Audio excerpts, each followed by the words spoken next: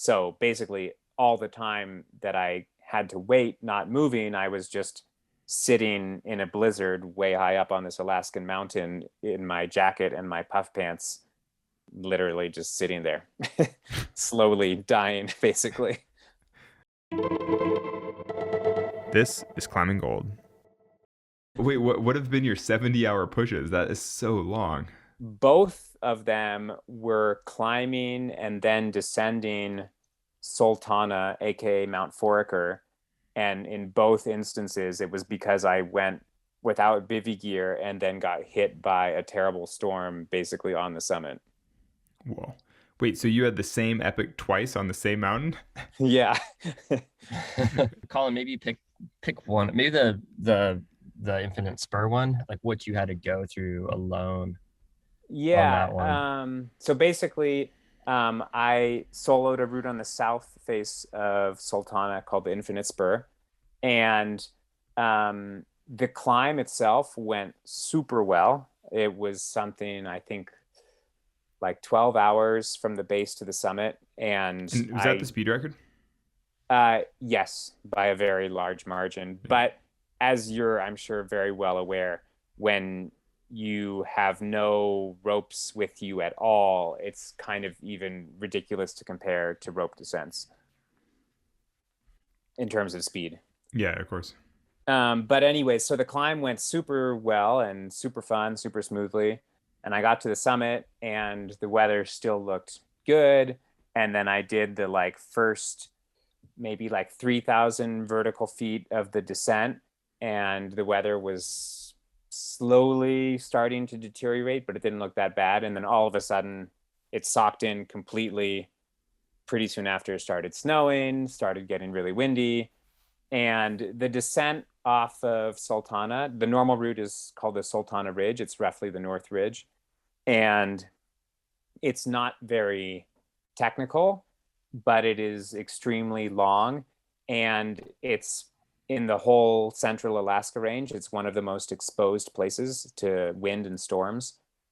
And the fact that it's not very technical is kind of makes it worse because there's no rock. The whole ridge is just glaciated ridge. And with no rock, as soon as it becomes whiteout conditions, you just can't see anything.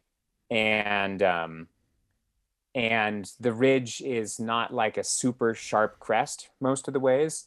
So if it's a really sharp crest, then just following the ridge is fairly straightforward. But because it's a more broad ridge with like different crevasses and domes and bulges all over the place, it makes route finding in a whiteout extremely difficult. And so, it could have been a descent that took, 7 hours or something, but instead it took something like 2.5 days. I don't remember exactly. Because basically I would make a little bit of progress and then I would just have to sit there and wait for hours until I could catch a tiny glimpse of terrain and then keep going. And over the course of all this, it was storming constantly. And so the snow was getting deeper and deeper and deeper. And there started to be serious avalanche hazard on all sorts of slopes. And also there's tons of crevasses, which if the storm hadn't hit, I knew the route pretty well, and I have a lot of experience in reading glaciers, so I could kind of mitigate that risk.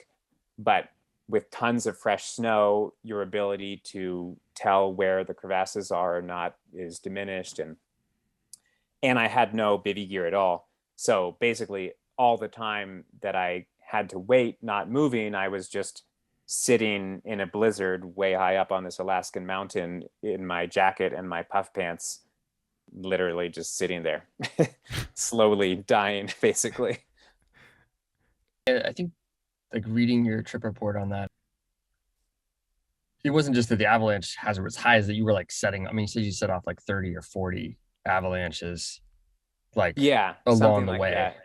I mean, I was taking very conscious measures to like avoid dangerous terrain.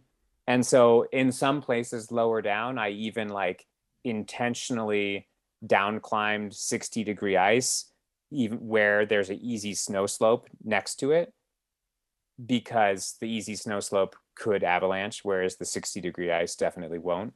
And so, yeah, I set off a whole bunch of avalanches, but it was all in places where I could stay right on the crest of a ridge.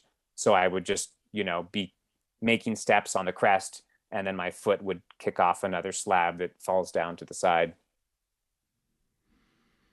But yeah, the whole experience was incredibly epic.